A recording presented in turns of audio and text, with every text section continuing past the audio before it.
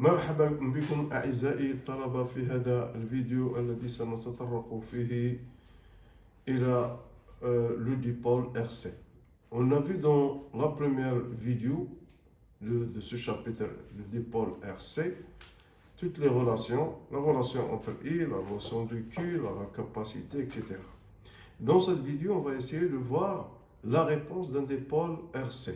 Mais avant de voir la réponse d'un dipôle RC, on aimerait bien définir c'est quoi un dipôle RC. Comme son nom l'indique, un dipôle RC, c'est l'association en série d'une résistance en série avec un condensateur de capacité C et un conducteur qui est ohmique résistant. Donc le circuit il est composé d'une résistance R et d'une capacité C qui est alimentée par un générateur.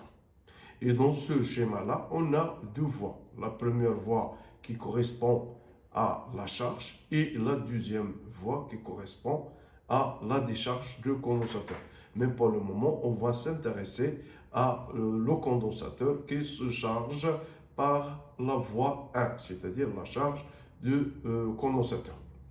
Donc, on va entamer l'équation différentielle. Donc, avant la fermeture de la voie 1, la condensateur est complètement déchargée. Donc, ça veut dire déchargée, ça veut dire que la tension, elle est nulle aux bornes du condensateur. EC est égal à 0. On ferme la voie 1 à un instant T égal à 0. Donc, voie figure ci-dessus. Donc, il y a début de chargement de condensateur. Et d'après la loi d'activité des tensions, ce qui permet d'écrire pour un T supérieur à 0, que U est égal à ER plus EC avec E, par exemple, E avec U égale à E, c'est-à-dire à la force électromotrice de générateur. D'après la loi d'Ohm, on sait bien que ER est égal à RI, avec égal à la résistance multiplié par l'intensité du courant. Et on sait, on a déjà vu dans la première partie, que I est égal à d du Q sur 2T. Et Q est égal à la quantité de charge, la quantité d'électricité Q est égale à C fois UC est égal à la capacité multipliée par la tension aux bornes de condensateur. Ce qui donne que I est égal à C duc sur dt. Donc on remplace de l'équation 1 devient que RC duc sur dt plus EC est égal à E. Donc c'est ce qu'on appelle l'équation différentielle relative au circuit RC et cette équation qu'on va chercher des solutions. L'équation différentielle à laquelle obéit la tension EC au bord d'un dipôle RC se met à un échelon de tension montant s'écrit que par taux duc sur dt plus EC est égal à E, avec taux est égal à RC. Avec taux, c'est la constante de temps. Donc, résolution de l'équation différentielle. Donc, la solution générale de l'équation différentielle, taux duc sur dt plus EC est égal à E. Donc, la solution de cette équation est donnée par la forme ECT est égal à A exponentielle moins mt plus B. Donc, c'est là la forme de la solution relative à l'équation différentielle de la charge au bord d'un condensateur. Donc, on va essayer de résoudre, on va déterminer les paramètres M et B à partir de l'équation différentielle. Donc maintenant, on va dériver la fonction ECT par rapport au temps. Donc ça veut dire que duc sur dt est égal à moins AM exponentielle moins mt. On remplace dans l'équation différentielle, ce qui donne que moins A exponentielle moins mt plus AMT plus B est égal à E. Soit en regroupement les termes de A exponentielle moins mt, ce qui donne A exponentielle moins mt, facteur de 1 moins taux, plus B moins E égale à 0. Donc, on va résoudre cette équation. Cette équation est vérifiée que c'est parce que le terme A exponentielle moins mt n'est pas égal à 0. Parce que si ce terme est égal à 0, ça veut dire qu'on a une constante. Donc, ça veut dire dans l'équation précédente, ça veut dire que la tension est constante. Mais on n'a pas constante, on a une échelle montant. Ce qui donne que ce terme il est différent de 0. Donc, pour que cette équation soit égale à 0, il faut que ce terme 1 moins m taux égale à 0 et b moins e est égal à 0. Donc, si on a 1 moins m taux égale à 0, soit m est égal à 1 sur taux, et b moins e égale à 0, soit b est égal à e.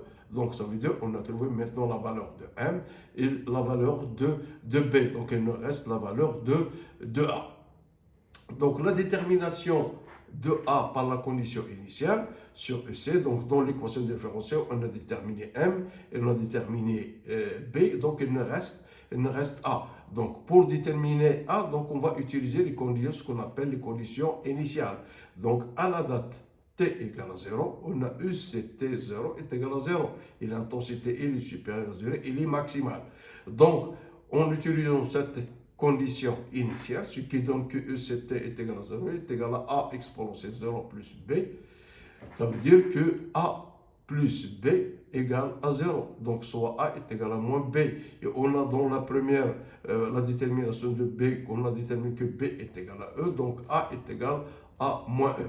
Donc, la solution de l'équation différentielle de la réponse d'un dipôle à un échelon de tension montant, lorsqu'on a T est égal à 0, ECT est égal à 0.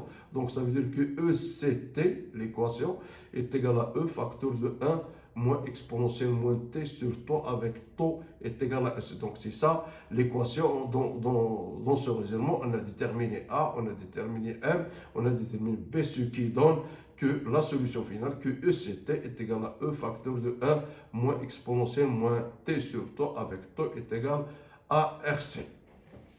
Donc, on va voir maintenant la variation de EC en fonction de temps. Dans cette courbe EC, EC qui est exprimé en volts et T exprimé en secondes, on a tracé l'asymptote E. Donc, il montre bien que ce graphique il est divisé en deux parties. Le régime transitoire et un régime permanent. Donc, on va voir c'est quoi le régime transitoire et un régime permanent. Dans le régime transitoire, on constate que EC varie en fonction de temps jusqu'à une valeur de 5 taux. Mais à partir de ce qu'on appelle un régime transitoire ou bien temporaire, par contre, dans ce cas, à partir de 5 taux, on constate que la tension, elle est constante, elle est égale à E, et ce qu'on appelle un régime permanent, ou bien ce qu'on appelle un régime stationnaire. Donc, il n'y a pas de variation du U. Donc, la courbe de variation ECT, donc on va détailler, donc la courbe variation ECT comprend deux parties. Une première partie où EC varie en fonction de temps, ce qu'on appelle régime transitoire ou temporaire, et la deuxième partie où EC atteint une valeur constante égale à E, ce qu'on appelle un régime stationnaire ou permanent ou asymptotique. Donc maintenant, on va essayer de déterminer taux, c'est-à-dire la constante de temps, c'est T et taux est égal à RC. Et avant de déterminer cette constante RC, on va essayer de voir l'analyse dimensionnelle, c'est-à-dire les dimensions, bien l'unité de taux. Donc, pour un condensateur, on a I est égal à C du C sur dt. Donc, C est égal, la dimension de C est égal à I, T, dimension de I fois dimension de T sur dimension de U. Donc, pour une résistance, UR est égal à R, et donc R est égal à dimension de U sur dimension de I. Donc, RC, donc on fait le produit maintenant de C par R. Donc, RC est égal à dimension de U, dimension de U sur dimension de I fois dimension de U fois dimension de T sur dimension de U est égal à dimension d'un temps. Donc le produit RC s'exprime en secondes. Donc ce qui vérifie bien que constante de temps, il est exprimé en son nom d'après l'équation de dimension. Maintenant, on va essayer de déterminer la détermination de la constante de temps. La constante de temps est déterminée de deux manières différentes. On va voir soit à partir de la tangente, c'est-à-dire la tangente à la courbe ECT est égale à 0, qui coupe, donc on trace, on a la courbe ECT en fonction de t, on trace la tangente à l'instant t est égale à 0, et on trace l'asymptote, et donc l'intersection de l'asymptote avec la tangente à t est égale à 0 donne le temps. Donc ça, c'est la première méthode. La deuxième méthode, c'est qu'il faut calculer donc 0,63E. Donc 0,63E, c'est-à-dire il faut calculer UCT, parce qu'on a ECT est égal à E facteur de 1 exponentielle moins T sur taux. Donc on remplace T par taux, ce qui donne que UCT est égal à E facteur de 1 moins, donc est égal à 0,63E. Donc taux, donc on met ici 0,063E et on projette sur la courbe et l'abscisse de point de la courbe qui a pour ordonnée 0,63E. Donc l'abscisse qui correspond à 0,63E correspond à taux. Donc par deux méthodes, soit à partir de 0,63E qu'on projette sur la courbe et on projette sur l'axe des abscisses, c'est la première méthode, soit la deuxième méthode, à partir, on trace la tangente à l'instant t est égal à 0 et l'intersection avec l'asymptote par la projection sur l'axe des abscisses, ça permet de donner taux. Donc il y a deux méthodes.